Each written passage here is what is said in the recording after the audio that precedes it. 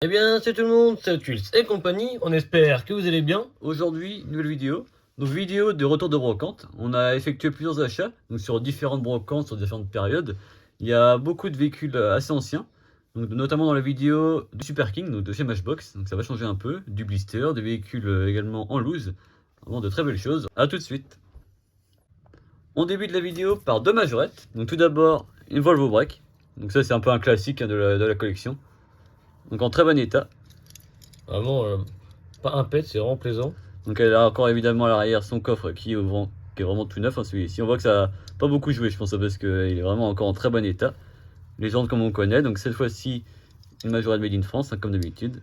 Donc celle-ci c'est la Volvo 245 DL. Vraiment très très belle. Hein.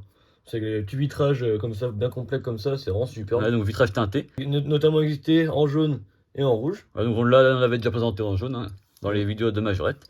Donc voilà pour la première. La seconde majorette, une petite sportive. Alpine A310. Donc celle-ci en version SOS médecin. Vraiment très très belle, hein. J'adore. Ouais. Ça c'est également un modèle qu'on avait déjà, mais pas dans un état aussi préservé, donc c'est intéressant. Elle est complète. Donc on peut voir également les petits rajouts plastiques qu'il y a comme le haillon à l'arrière. Le gyrophare est encore bien présent, donc c'est assez fragile. Il y a également les rétroviseurs qui sont aussi en plastique, donc c'est vraiment quelque chose d'assez rare, on va dire. Ouais, parce que souvent ils sont cassés quand on les retrouve, hein. C'est vrai. Puis les gens ne savent pas forcément que c'est en plastique aussi, parce que on pourrait croire que c'est la partie de carrosserie classique, et en Ouais. fait non. Donc c'est vraiment. Une très belle pièce. Donc ce moule-ci, c'est un moule un peu iconique de chez Majorette également, C'est vrai. sorti en version gendarmerie, etc. Donc vraiment très sympa. Donc un moule mythique aussi à échelle 1, parce que c'est vraiment. Et oui, évidemment. C'est bercé, je pense, plus d'un des gens qui nous regardent. Donc la 310 en version made in France, évidemment, châssis en métal. Donc ça va rejoindre la collection de Majorette, comme ça c'est au moins notre quatrième ou cinquième version, donc c'est vraiment intéressant. On poursuit avec du blister. Donc on est tombé sur un très beau stand qui avait quelques voitures en blister en plus européen. Donc ça commence à dater en plus ce type de miniature. Donc vous l'aurez remarqué, cette fois-ci nous avons affaire à l'Impala 259, donc de chez Chevrolet. Donc c'est vraiment très spécial comme moule, hein. C'est vraiment un mastodonte, c'est assez carré, on va dire. Et très statutaire, hein, pour l'époque. C'est vrai. Donc celui-ci donc de 59. Donc à échelle 1, évidemment, on parle pas de. A savoir que chez Otus, elle est sortie de 97 à 2002. Donc designé par évidemment le grand Larry Woods. Et il sous 20 variantes au total. Donc des mainline, mais également des séries plus collector, hein. Donc la première était sortie en 97 dans un coloris assez flashy. Donc dans un rose très pétant. Donc on l'a également, celle-ci on l'avait déjà présentée.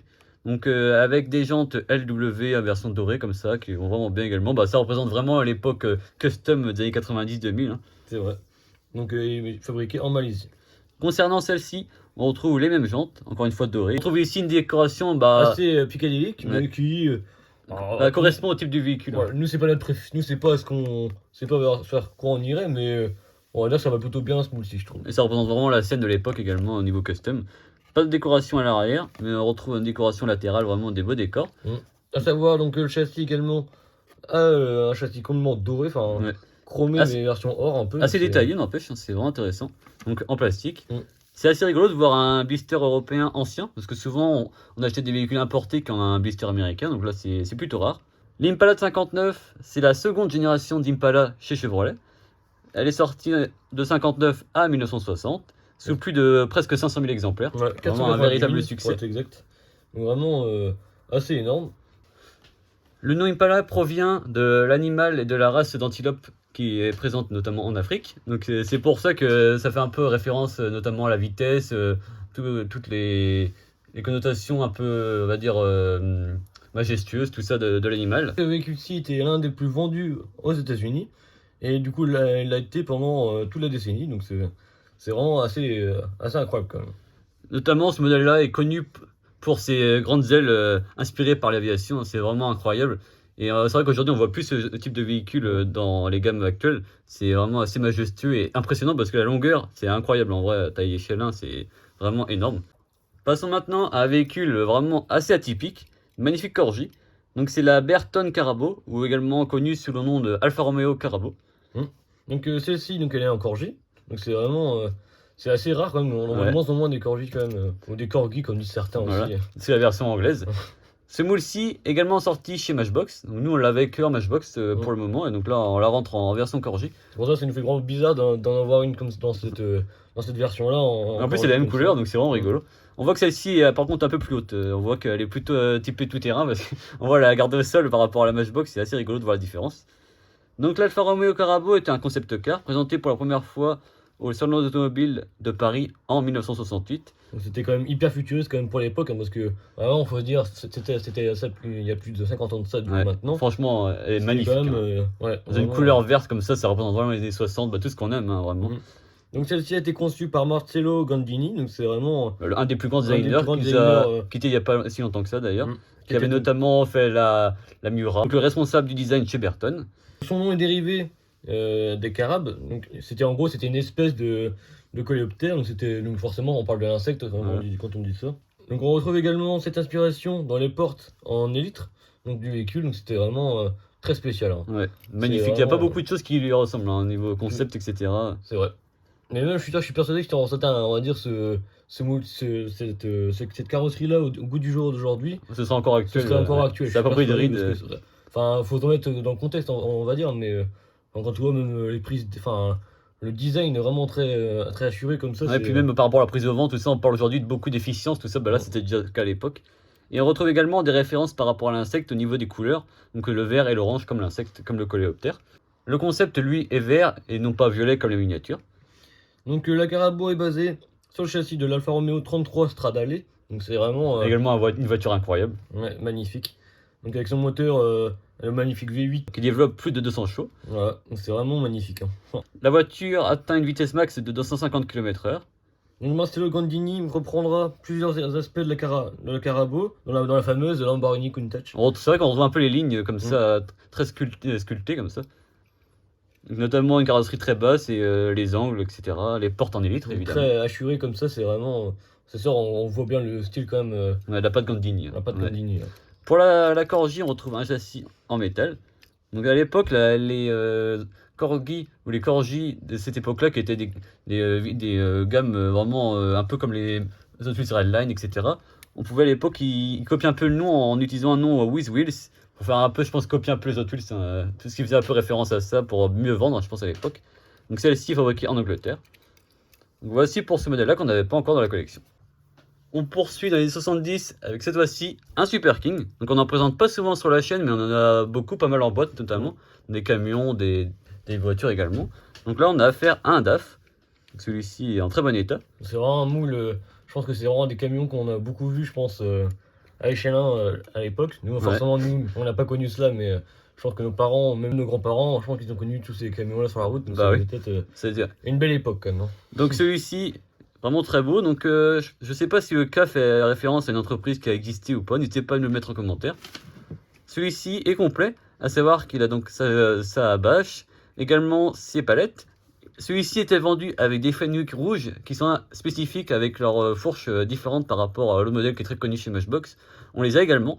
On ne les retrouve pas là pour faire la vidéo parce qu'on les avait rangés, mais normalement on les a également. Donc c'est assez spécifique et content de les avoir trouvés entiers. Celui-ci est en excellent état. La bâche, c'est le premier élément qui partait, qui est très fragile. Donc il a également existé donc, dans d'autres couleurs, donc plutôt dans des tons plutôt blancs. Blanc et rouge, ouais. Blanc et rouge, donc à l'effigie, donc on suppose donc d'une autre marque ou d'un autre transporteur. Ouais, ou peut-être également que c'était des Matchbox pub qui étaient faits que pour l'Angleterre, pour des promotions d'entreprise. Ouais, comme ça ferait un peu comme dans le cas des Majou pub voilà, par exemple, chez nous en France, mais alors c'est avec des suppositions, voilà. on n'est pas On connaît pas forcément l'histoire, mais voilà. n'hésitez pas à nous le mettre en commentaire si jamais vous savez. Avec notamment une bâche d'une autre couleur, etc. Le Fenwick avait donc une fourche différente à l'avant, il était plus grand. Parce que je pense qu'il était plus costaud pour prendre les palettes par rapport au modèle plus conventionnel. Celui-ci est vraiment en très bon état, donc vraiment content. C'est vraiment un moule mais également mythique chez Matchbox. Le DAF, il existait sous des variantes différentes. Tellement, ouais. Des couleurs également différentes. Nous, on a beaucoup joué avec des modèles comme ça quand on était plus jeunes, donc ça nous rappelle des souvenirs également. Vraiment Même si c'est pas de notre âge, mais enfin, c'est pas de notre génération à la base, mais c'est vrai que étant bercé on va dire, dans la miniature en général, de toute époque, ça nous a pas mal plu. Voilà, c'est ça. On va terminer la vidéo donc avec deux modèles bien différents.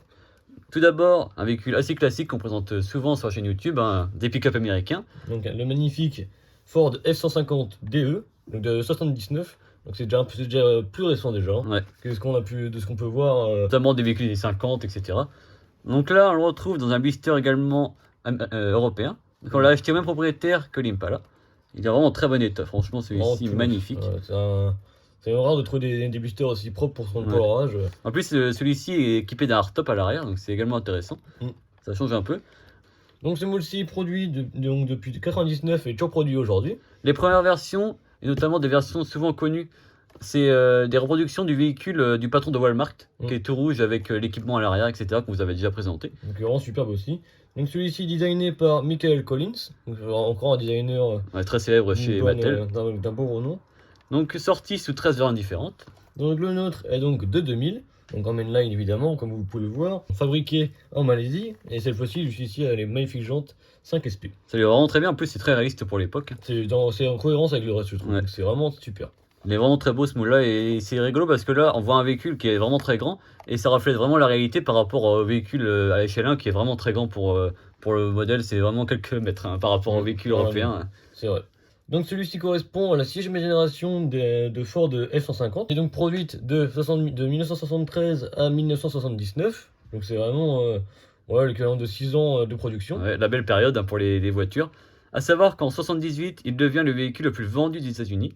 Il a encore ce titre aujourd'hui. Le nombre de générations, le F-150 a fait régner ce nom-là pendant des décennies, et encore aujourd'hui. Hein. Pour vous dire, on est arrivé quand même à la 14e génération, donc on est arrivé quand même à un sacré nom. Ouais, Voilà. une sacrée durée quand même. Pour revenir à la miniature, celui-ci a le châssis en plastique et assez simple. Hein, celui-ci, on peut voir qu'il est chromé, c'est vraiment rigolo. On peut voir au niveau des décors, ça correspondait vraiment bien à ce que pouvait faire Hot Wheels à cette époque-là. Ouais, pas des plus beaux goûts, mais ça représente une époque et maintenant c'est Là, on pourrait imaginer que c'est quoi? Ce serait un crabe ou une langoustine. Ouais, N'hésitez pas à dire vos idées en commentaire. J'avoue, personnellement, j'ai un peu de mal. C'est assez spécifique, mais c'est vrai qu'aujourd'hui on voit des décorations un peu plus belles, ça fait plaisir. En fait, maintenant, je trouve que Hot Wheels est plutôt revenu au plus simple, et c'est ce qui fait aussi et que ça fonctionne. Enfin, c'est vrai. c'est C'est un peu moins exotique par rapport à l'époque.